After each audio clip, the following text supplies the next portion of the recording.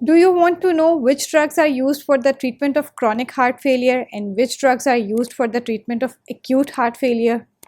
If yes, then keep watching. Today we will discuss the drugs that are used in the treatment of heart failure. So heart failure hota kya hai?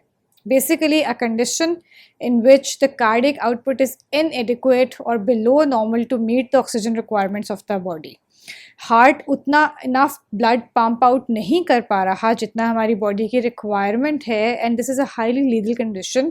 Frequently कैसे ये develop होती है? Patients जिनको coronary artery disease है, hypertension है, valvular heart disease है, anything that damages the cardiac structure और cardiac function ultimately leads to a failing heart. क्या होता क्या है? सबसे पहले आहिस्ता आहिस्ता आहिस्ता आहिस्ता हार्ट का फंक्शन कम होना शुरू हो जाता है. There is a gradual decline in the cardiac output, और this is also spiked by certain acute decompensations. वो क्यों होती हैं? कोई फीवर हो गया, कोई इन्फेक्शन हुई, कोई एक्सर्शन ऐसी हुई, एंजाइटी हुई trigger, any factor that causes added stress on an already failing heart will lead to acute decompensation. So talking about the types of heart failure, जो most common type है that is the heart failure with reduced ejection fraction. जैसे कि नाम बता रहा है कि ejection fraction reduce हो रही है, हार्ट कॉन्ट्रैक्ट प्रॉपरली नहीं कर रहा, हार्ट की कॉन्ट्रैक्टिलिटी का प्रॉब्लम है, सिस्टली में प्रॉब्लम है. हार्ट ने सिस्टली में कॉन्ट्रैक्ट करना होता है, डायस्टली में डायलेट करना होता है. The heart is unable to contract properly as a result of which it is not pumping out enough blood, जिसकी वजह से इजेक्शन फ्रैक्शन रिड्यूस हो रही है. इसको हम सिस्टोलिक फेलियर या लो आउटपुट फेलियर भी कहते हैं कि कार्डियक आउटपुट लो है, उतना नहीं है जितना रिक्वायर्ड है. The second is heart failure with preserved ejection fraction. Preserved ejection fraction का मतलब ये है कि हार्ट पंप आउट कर रहा है, सही कर रहा है, हार्ट की सिस्टली ठीक है, problem lies in the diastole. Diastole में हार्ट ने डायलेट करना होता है और फिल करना होता है ब्लड को, इनकमिंग ब्लड जो है उसने हार्ट में एंटर होना होता है. अगर हार्ट का स्ट्रक्चर स्टिफ हो जाए, फाइब्रस हो जाए, हाइपरट्रोफी हो जाए, कोई भी प्रॉब्लम है जिसकी वजह से हार्ट प्रॉपरली डायलेट नहीं कर पा रहा, जैसे हाइपरट्रोफिक कार्डियोमायोपैथीज होती है कि हार्ट डायलेट नहीं कर पाता प्रॉपरली, या फिर क्रॉनिक हाइपरटेंशन में भी होता है कि there is hypertrophy of the cardiac of the myocardium, जिसकी वजह से हार्ट की फिलिंग कैपेसिटी कम हो जाती है. हार्ट इनफ ब्लड फिल नहीं कर रहा, जितना वो फिल कर रहा है उतने को वो सफिशेंटली पंप आउट कर लेता है, कॉन्ट्रैक्ट वो प्रॉपरली कर लेता है. ठीक है, होता क्या है कि इजेक्शन वॉल्यूम कम हो जाता है. क्यों? बिकॉज फिलिंग कैपेसिटी बहुत कम है, तो ब्लड जो आ रहा है इनकमिंग बहुत कम हो गई है, एज अ रिजल्ट आउटगोइंग भी कम हो जाएगा. लेकिन जो फ्रैक्शन है, इजेक्शन फ्रैक्शन कि कितना percentage of blood is pumped out, जो सिस्टोली का फंक्शन है वो प्रिजर्व्ड है. तो ejection fraction is preserved, but the ejection volume is decreased because of decreased filling capacity of the heart during the diastole. इसको हम diastolic failure भी कहते हैं. A third type is a high output cardiac failure. इसका क्या मतलब है? इसका मतलब ये है कि with the increasing demands cardiac output increase करता है, लेकिन the increase in the cardiac output is not sufficient to meet up the increased oxygen requirement. जैसे कि अनीमिया है, प्रेगनेंसी, हाइपरथायरॉयडिज्म, कंडीशंस जिसमें बॉडी की ऑक्सीजन रिक्वायरमेंट्स इंक्रीज कर जाती हैं और heart is unable to meet up those increase requirements, इसको हम कहते हैं high output cardiac failure. So what are the signs and symptoms of heart failure? आहिस्ता आहिस्ता पेशेंट की एक्सरसाइज कैपेसिटी डिक्रीज कर जाती है, थोड़ा सा काम करने पे there is rapid muscular fatigue, patient थक जाता है, टेकीकार्डिया डेवलप होना शुरू हो जाता है, वी विल सी वाई. सांस मुश्किल से आता है पेशेंट को, देयर इज़ पल्मोनरी एडीमा यानी कि लंग्स के अंदर फ्लूइड एक्यूमुलेट कर जाता है, and there is peripheral oedema, हम कहते हैं कि स्वेलिंग हो गई है, लेग्स की स्वेलिंग हो गई है, सोजिश हो गई है.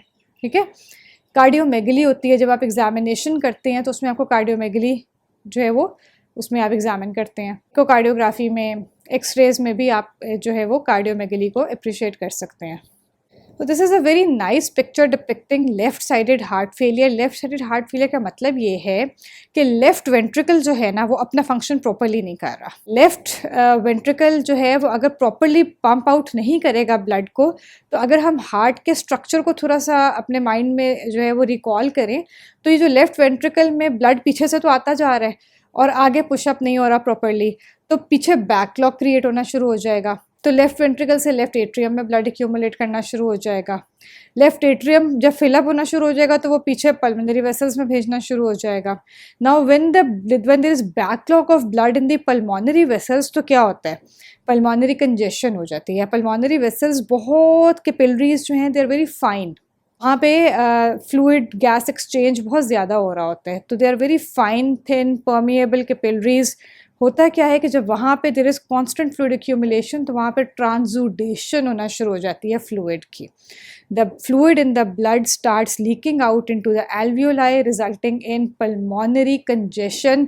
लंग्स के अंदर फ्लूइड एक्यूमुलेट करना शुरू हो जाता है, तो होता क्या है कि फिर ऑक्सीजन तो वहाँ नहीं आ सकती जहाँ फ्लूइड है, तो सांस नहीं आती पेशेंट को। Patient experiences shortness of breath. अब शॉर्टनेस ऑफ ब्रेथ्स के साथ क्या होगा कि जब सांस ठीक से नहीं आएगी तो फटीग फील होगी, dyspnoea which is difficulty in breathing, और थोपनिया होता है कुछ पेशेंट्स को कि उनसे लेटा नहीं जाता। बैठते हैं तो ग्रेविटी से फ्लूइड नीचे चला जाता है and upper part of the lungs starts performing better, तो सांस आना शुरू हो जाता है। लेटता है पेशेंट तो सांस ख़राब हो जाता है। In severe cases there can be paroxysmal nocturnal dyspnoea, कि सोए हुए पेशेंट को अचानक से सांस आना बंद हो जाए। और क्या हो सकता है कि इसके साथ साथ आहिस्ता आहिस्ता जो है वो पेशेंट उसके अंदर वीज़, कफ, इन्फेक्शंस, इस तरह की चीज़ें अपेयर होना शुरू हो जाती हैं। ठीक है, सो ये एक कंप्लीट पिक्चर है of left heart failure. The picture we have taken from certain source जिसको हमने यहाँ पे एक्नॉलेज किया हुआ है। On the other hand right sided heart failure के फीचर्स थोड़े से डिफरेंट होते हैं। जब राइट वेंट्रिकल में ब्लड एक्यूमुलेट करना शुरू हो जाएगा तो वो बैकलॉग जाएगा राइट एट्रियम में। राइट एट्रियम से पीछे क्या आ रहा था, पीछे से वीना की आवाज़ आ रही थी। तो क्या होगा कि राइट वेंट्रिकल में जब ब्लड एक्यूमुलेट करेगा राइट एट्रियम में जाएगा, राइट एट्रियम के पीछे क्या था जी, वीना की आवाज़ थी, तो वहाँ क्या मतलब है कि फिर वेन्स में जो है वो पूल होना शुरू हो जाएगा, वीनस कंजेशन होना शुरू हो जाएगी पेशेंट में। जब वीनस कंजेशन होगी तो क्या होगा, सबसे पहले तो ये देखें ना, सुपीरियर वीना की आवाज़ हमें यहाँ नज़र आ रही होती है, जूगुलर वेन्स वो डिस्टेंड हो जाएंगी, ठीक है, प्रोमिनेंट हो जाएंगी। फिर क्या होगा कि यही वेन्स जब आप इनको अगर आप बैक ट्रैक फॉलो करते जाएं तो हमारे पास लिवर से आ रही होती हैं, तो आहिस्ता आहिस्ता जो है वो लिवर में आप देखेंगे कि इनलार्ज लिवर, इनलार्ज स्प्लीन, असाइटीज़ हो सकता है। और ये जो वेन्स के अंदर जो है जब बैकलॉग होना शुरू हो जाएगा, उसकी वजह से वहाँ पे जब फ्लूइड एक्सुडेट करेगा तो वो पेरिफेरल एडीमा कॉज करेगा। जो dependent parts of the body हैं, अगर पेशेंट पाँव लटका के बैठा रहेगा तो उसके पाँव सूज जाएंगे, ठीक है। अगर पेशेंट मुसलसल लेटा रहेगा तो उसको सेक्रल एडीमा हो जाएगा। जो भी dependent part of the body होगा, जिसके ऊपर सबसे ज़्यादा जो ग्रेविटी के साथ जो है वो सबसे ज़्यादा जिस एरिया पे प्रेशर आ रहा होगा वहाँ पे फ्लूइड लीक होना शुरू हो जाएगा, which is common in the right sided heart failure. Ultimately a patient of left heart failure develops right heart failure. So talking about the severity of heart failure, there is a classification known as New York Heart Association classification. This was a very interesting diagram. Classification तो New York heart association की है, उसकी ये एक depiction जो है जिस source से ली हुई है हमने उसको यहाँ पे एक्नॉलेज किया हुआ है। क्लास 1 क्या होती है? क्लास 1 होती है कि कोई हार्ट फेलियर नहीं है, there is no limitation to physical activity, patient जो फंक्शन चाहे परफॉर्म करता है एट दैट टाइम ही is not actually a patient, बिल्कुल ठीक नॉर्मल हेल्दी इंडिविजुअल होता है। What is class 2? There is slight limitation of physical activity, मतलब ये कि एट रेस्ट वो पेशेंट कंफर्टेबल है, लेकिन अगर वो थोड़ी बहुत फिजिकल एक्टिविटी करेगा तो उसको breathlessness, tachycardia, sweating symptoms appear होना शुरू हो जाएंगे हार्ट फेलियर के। उसकी कैपेसिटी, एक्सरसाइज कैपेसिटी डिक्रीज कर गई हुई है, ठीक है जी। क्लास 3 क्या है कि मार्क लिमिटेशन है फिजिकल एक्टिविटी की।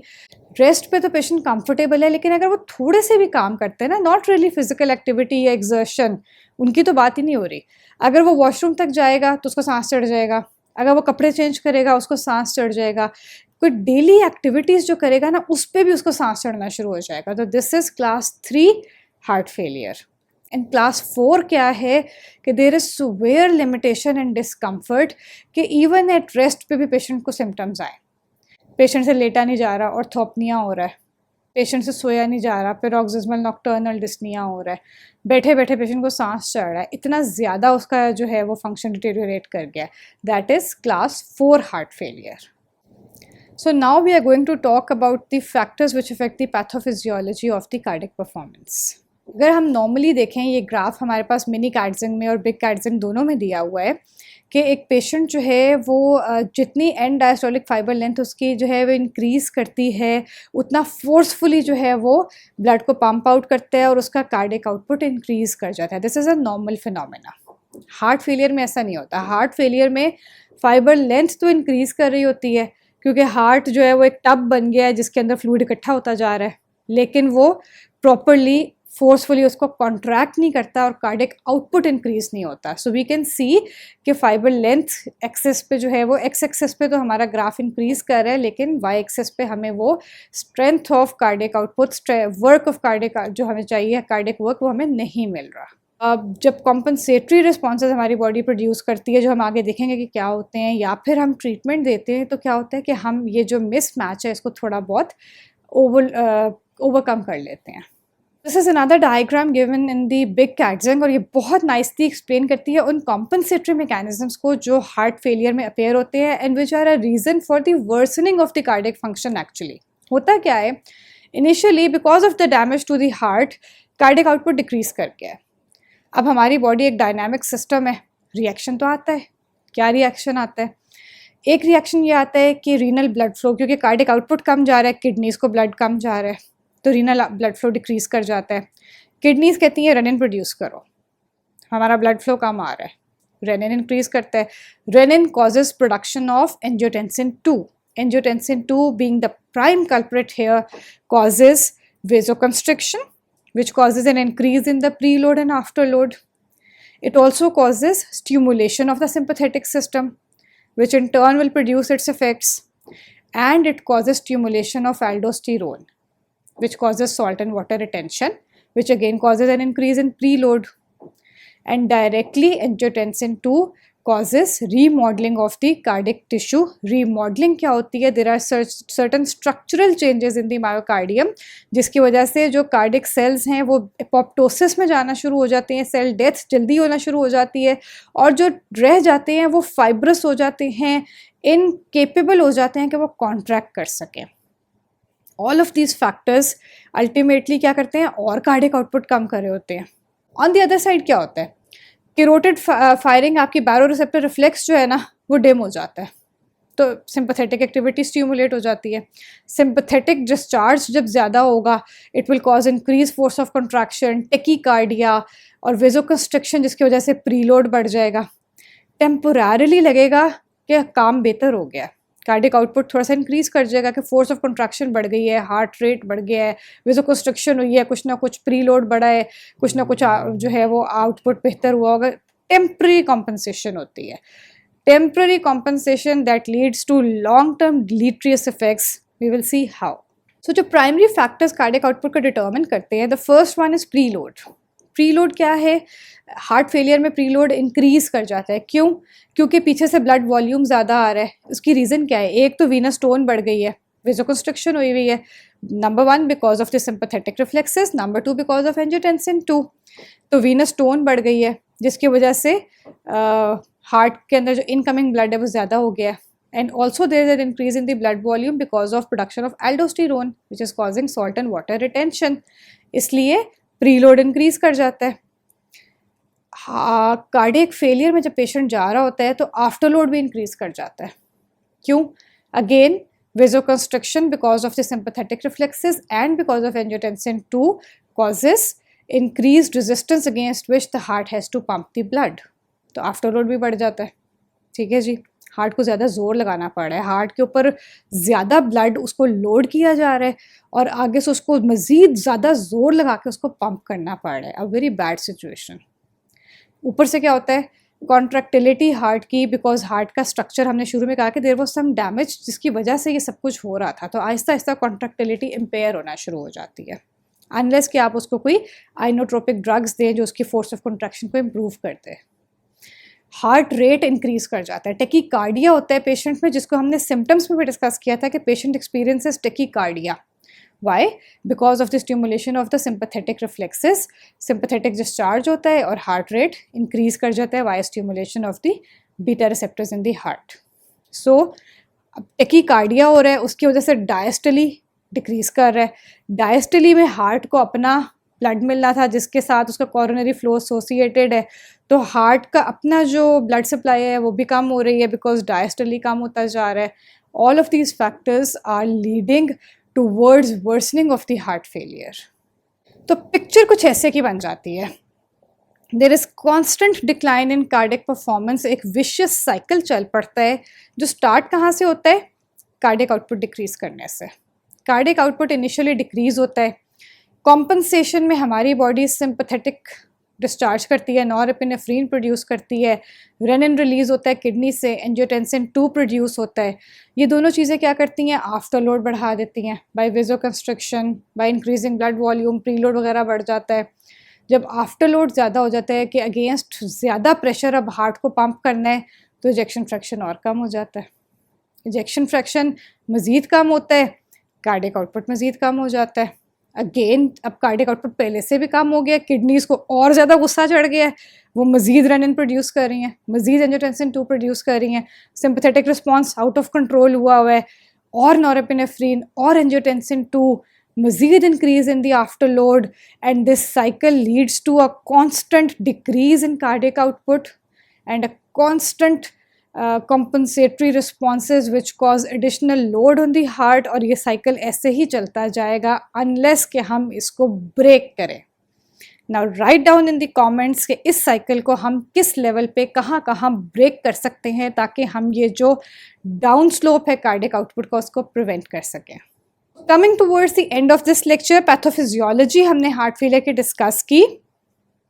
Now there are different drugs for the chronic heart failure and acute heart failure, क्योंकि acute heart failure में थोड़ी सी मैकेनिक्स बदल जाती हैं, हम उसको लेटर ऑन डिटेल में डिस्कस करेंगे in the clinical pharmacology. For now diuretics, aldosterone antagonist, ACE inhibitors, ARBs, beta blockers, cardiac glycosides, vasodilators are used in chronic heart failure. On the other hand, diuretics, vasodilators, beta agonists, bipyridines, which are inotropic drugs, nitriuretic peptide, etc., are used in acute heart failure. If you see a very important difference here, that the beta agonists are used in acute heart failure and beta blockers are used in chronic heart failure. Why is this so? We will discuss in the next lecture. If you have any questions, please write down in the comments. Thank you. Please like, share and subscribe.